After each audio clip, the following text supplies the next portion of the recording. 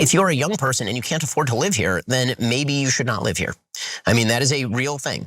I know that we've now grown up in a society that says that you deserve to live where you grew up. But the reality is that the history of America is almost literally the opposite of that. The history of America is you go to a place where there is opportunity. And if the opportunities are limited here and they're not changing, then you really should try to think about other places where you have better opportunities. Ben Shapiro had an interesting take on the affordability crisis during his appearance on the Trigonometry podcast. And basically he says that, look, if New York City residents can't afford New York City, you should just leave, move. It is what it is. You shouldn't feel entitled to living in the city or the neighborhood that you grew up in. Sorry. Now, I grew up in a working class, mostly Latino community, Reseda, California specifically, 95% Latino, absolutely loved my childhood there, but it wasn't at all the type of neighborhood or community that has the types of bells and whistles you would think of when you're living in a nice affluent place.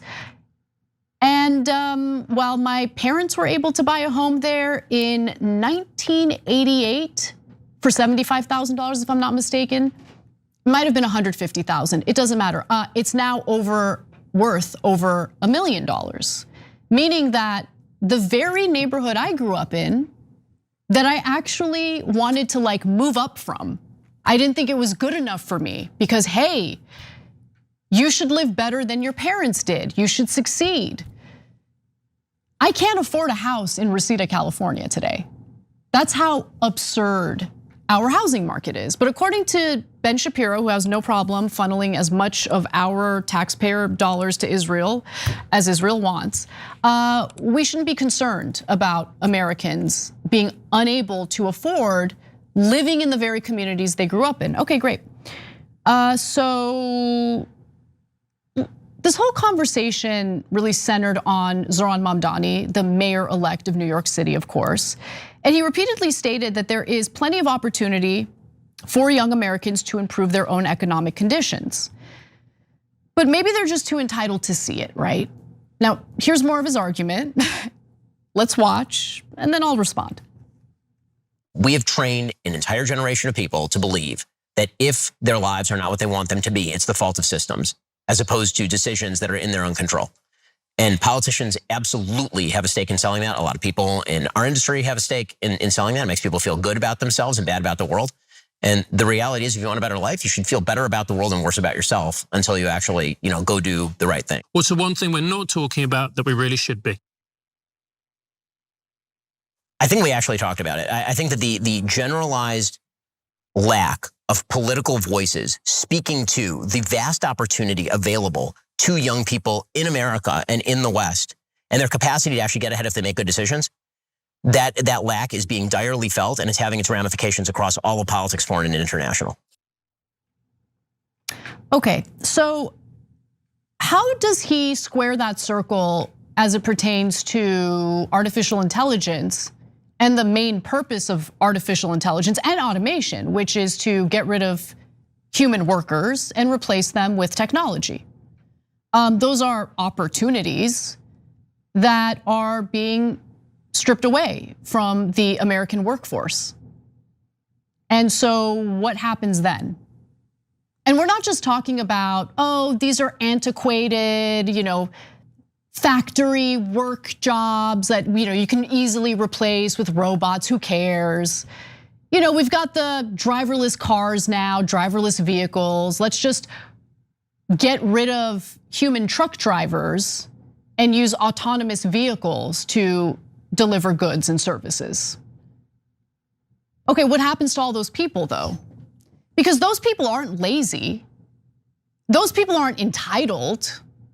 Those people didn't expect to dedicate themselves to a job only to have the rug pulled out from under them, and then get told by a guy who works for a media company that lives off donor money to just suck it up and find a cheaper place to live. When it comes to the jobs that remain, the jobs you have to show up to work to do, those tend to be located in cities that are expensive to live in. But hey, you're not entitled to our government helping you out. Israel's entitled to our money and us going into debt on behalf of their atrocities and whatever war and genocide they want to engage in the Middle East, of course. There's no limit to that. And look, to be fair to Ben Shapiro, he has been on the record saying that Israel needs to wean itself off the teat of the American taxpayer. Thank you, Ben, for saying that. But in the meantime, as they remain dependent on America, no problem shelling out our resources to that foreign country. But for Americans struggling because they can't afford a place to live, even though they're working 40 hours a week, you can just buzz off, find a different place to live. It's infuriating because there is this foundation to his argument that's fundamentally flawed. And the foundation to his argument is that we're just all a bunch of entitled bums who don't want to work and think we should have mansions handed to us anywhere we want to live. But if I can't afford Reseda, California, okay, a working class neighborhood that's now riddled with homes that aren't occupied with young families who are seeking to own the homes. They're occupied by renters because private equity firms bought up homes in that community. Any word on that? Any comments on that, Ben Shapiro? No, Ben Shapiro's a perfectly nice guy. In real life, I mean, I just was on a CNN panel with him. It's civil. He's not rude, he's not terrible in terms of his demeanor, but he's terrible in terms of his arguments. Because what is the end goal here, right? Just telling people you can't afford the home in the community you grew up in. You can't afford a home in the community your job is located in. Just move elsewhere. It's so out of touch and just completely ignores the fundamental issues within our economic system that have led to this problem in the first place. Now look, we absolutely need to build more housing. Ben agrees with me on that. But would Ben agree with me in banning private equity firms from buying single family homes and residential real estate only to turn them into rentals? In the middle of the housing crisis, by the way. I don't know if he would agree with me on that because he tends to side with the corporate interests that have gotten us in this mess in the first place. And again, as jobs are wiped away from our economy thanks to these technological advancements like AI, what's his solution? What happens after that? Got a bunch of coders in San Francisco who lost their jobs because of AI. These are coders. So learning to code isn't even a solution anymore. But you know what? Since we're talking about technology, why don't we go to the next clip where Ben Shapiro seems to have a far more rosy perception of these technological advancements than I do. Take a look. When you talk about your grandparents, yes, our grandparents would be amazed by the smartphone and all of the other things you talk about. But our grandparents also could raise a family of four on a single income, have a house, have a car, and have a middle-class life. So I think there are a few things that are slightly a misnomer about that. So I think that number one, your grandparents, depending on when they grew up, in say the 30s, actually couldn't. I mean, your grandparents were dirt poor if they grew up in the Great Depression in the 1930s. That was a very, very bad decade. Sure. And then if they lived from 1941 to 45 in this country, then your grandfather was likely to be being shot at in either Europe or the Pacific. So when people talk about this, what they're really talking about is a fairly short period of American history. Second of all, the housing affordability crisis, the average house in the United States is significantly nicer, significantly larger with central air. If you looked at the house that your grandparents were living in 1952, you would say this place is a box. This place is bad. And if you look at the job that your grandparents were working in 1953 at the Ford factory, you sitting in your comfortable office, your air-conditioned office, complaining about your sciatica from your uncomfortable office chair, and then you're like, oh man, I'm really longing for those days of riveting. That is not an easy job. Who cares how much nicer the houses are today? No one can afford them. What are we doing? Like, I don't even know how to respond to that. Does he think that blue-collar jobs today are easy? So the host of the Trigonometry podcast did push back in that last clip that we watched, which I appreciate. But what Shapiro doesn't understand is that at the moment he is fighting an uphill battle against the reality of the material conditions Americans are dealing with. And when that happens, Americans get angry, and it is very easy to direct their anger at various scapegoats.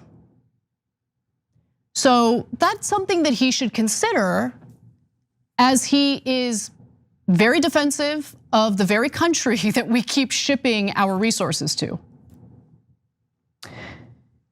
Here's what they're dealing with right now, by the way. Let's talk a little bit about the human experience here in the United States of America with the economic situation we've been dealt, a situation in which our Federal Reserve printed so much money that it has caused quite a bit of inflation. And as inflation continues to riddle the US economy, we're also losing a lot of jobs because of these wonderful technological advancements that Ben Shapiro loves so much. So we are barreling toward a stagflation economic environment.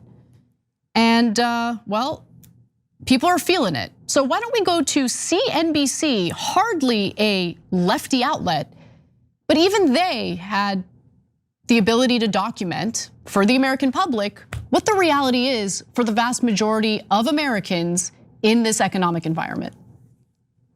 Millennials' net worth quadrupled from $3.9 trillion to nearly $16 trillion between 2019 and 2024, but more than half report living paycheck to paycheck. We're actually projecting that about 1 in 4 young adults today will never have kids. In the early 1980s, as many as 40% of the new homes built were considered entry-level. By 2023, just 9% fit the criteria. The premium paid to buy a home has increased sharply relative to renting over the past decade. The increases in home prices have also outpaced increases in wages. As a result, home sales are down across many markets, and the median age of the typical first-time home buyer has climbed to 38. That's up from age 29 in 1981. The average price of homes has increased rapidly too. Nationwide, home prices have climbed over 52% between January 2020 and October 2024.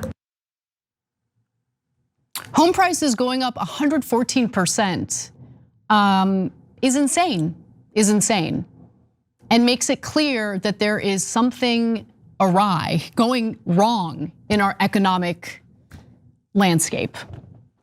Rather than maybe focus on that, I guess this is why I'm so offended by what Ben Shapiro is saying.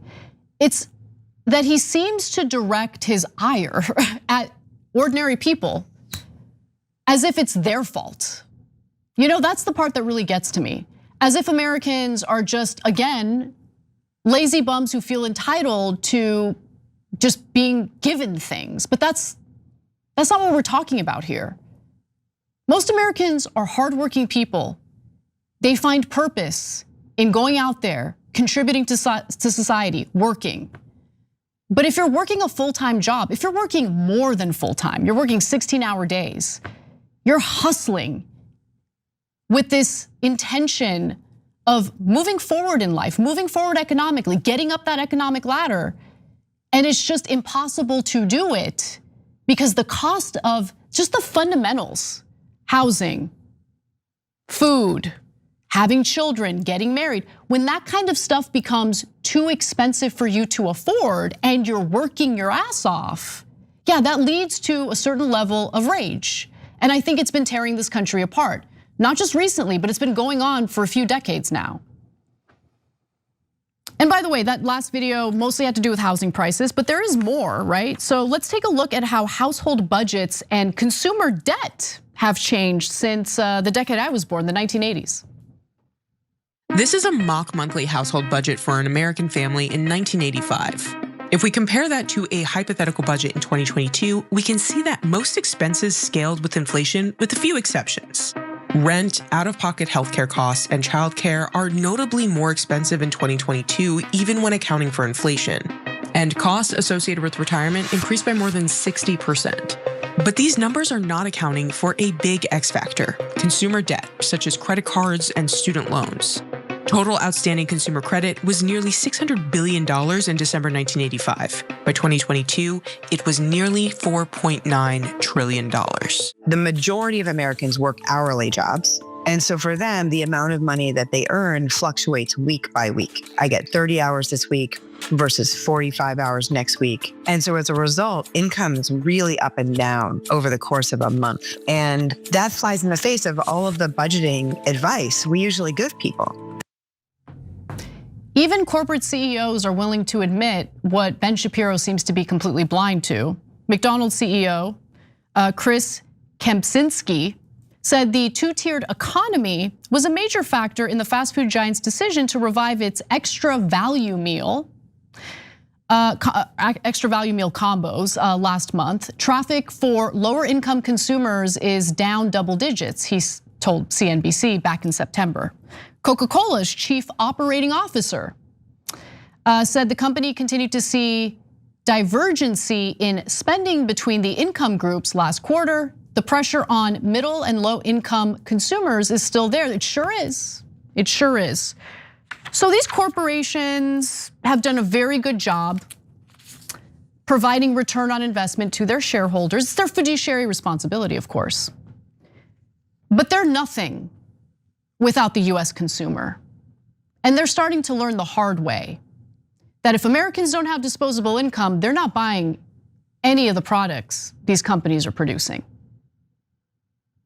So they've essentially been digging their own grave for quite a while now. And I do like reading these comments, these quotes from corporate executives who are panicking about consumer sentiment. Because I think it's about time they experience a little bit of the pain that has resorted from the business decisions they've made. But the only way this economy works is if there's a strong middle class and people are able to make enough money to spend. And that's just becoming a thing of the past. So I don't know what the future holds for these companies. I mean, are we just gonna have the Federal Reserve keep printing money? I don't know. What I do know is that Ben Shapiro hasn't thought this through much either. And it doesn't really seem like Ben Shapiro cares that much. Because all you have to do in the mind of Ben Shapiro is just defame the American public, the average American worker, as someone who's just being entitled, and tell them to buzz off, move somewhere else. Okay. All right, we gotta take a break. When we come back, we'll talk a little bit about how Donald Trump is absolutely furious that he was advised to promote a 50-year home mortgage as a solution to the housing crisis because he's a moron who can't think for himself, apparently. We've got that and more coming up. We'll be right back.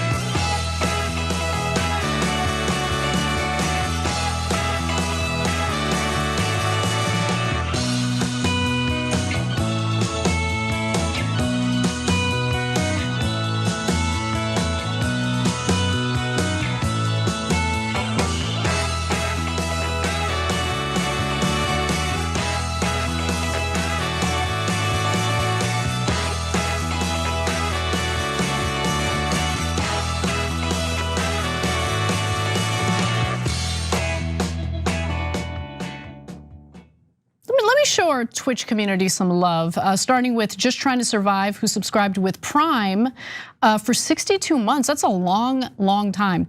Solo Anna on my subversary, nice, bring on the salt. I think there's been plenty of salt on the show today. I hope you feel good about it. And happy anniversary. Octo Squiddy says, of course Trump likes this guy, meaning Al-Shara. Trump was giddy after 9/11 that his building was the tallest after the towers fell. He literally said that. I think it was a Fox News interview, if I'm not mistaken. So gross. Galfar71 says US interference in the Middle East has been going on ever since 1947 when Great Britain left and told the United States, tag, you're it. Much to our detriment. M Losing 2 says housing is even a joke in Montana, even rural areas, believe it or not. I totally believe it. I totally believe it.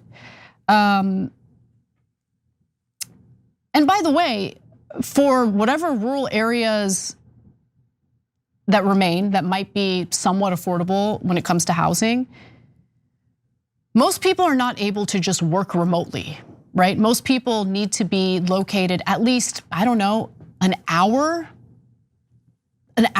distance from their office or their job. Like, I want nothing more than to live in a rural part of the country. I'm being honest. I want to get the F out of LA. I do. I'm exhausted. It's too freaking crowded. It's too expensive.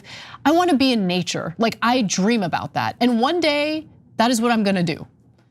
But now I have to be here, and then New York, and then Fort Lauderdale, Florida, and then LA again, because that's where the jobs are at.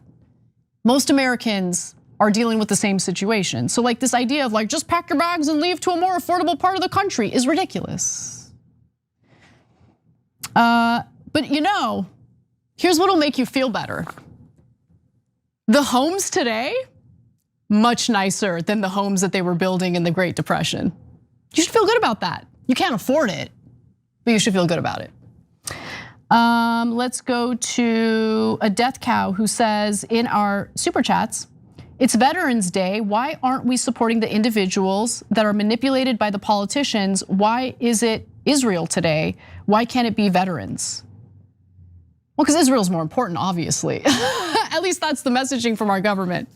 All right, one more comment. Jonathan Johnny says TYT should be the anti-Shapiro channel. Both Shapiro and Fuentes are toxic, but Shapiro's polished act hides his role in pushing 2025.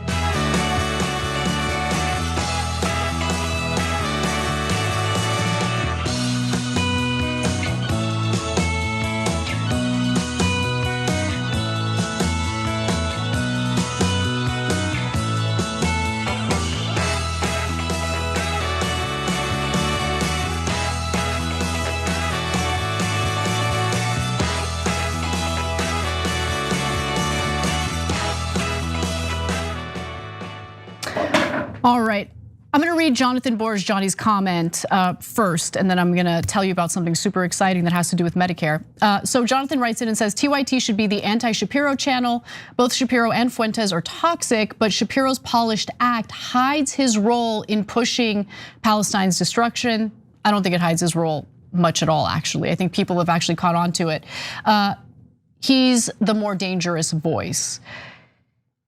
Yeah, I mean, that's a fair point about how his style kind of conceals some of the more odious things he promotes. But yeah, the lack of concern about Americans and what they've been going through. This isn't new. What they've been going through and how the economy just continues to be worse for most people. I think that, I don't even know if I want to call it a blind spot. He knows what he's saying. I just vehemently disagree with him. And for those who might be watching, I don't know how many of you exist, but if you're watching this and you absolutely hated Zoran Mamdani and are upset about his, mayoral victory in New York City, remember he focused on affordability. And he actually got support from individuals living in New York City who actually casted their ballots for Donald Trump in 2024. Affordability is a huge problem. So much so that Mamdani became not only the winner, but he won by a lot. So few politicians, so few media pundits actually speak to these issues and do so in an empathetic and accurate way. That's just the fact of the matter. And Ben Shapiro falls in that camp. Every time you ring the bell below, an angel gets his wings. Totally not true, but it does keep you updated on our live shows. Every time you ring the bell below, an angel gets his wings. Totally not true, but it does keep you updated on our live shows.